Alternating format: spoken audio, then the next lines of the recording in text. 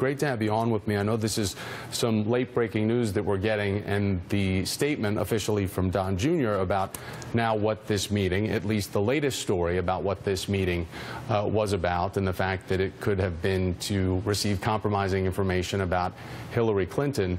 Does that seem more believable for this meeting than his original story about the sanctions of Americans not being able to adopt Russian babies?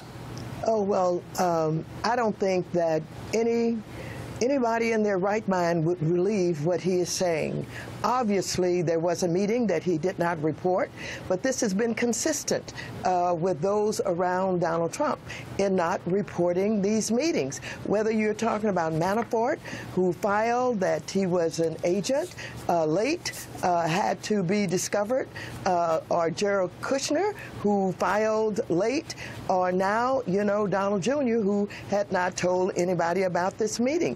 The lies are consistent, and yet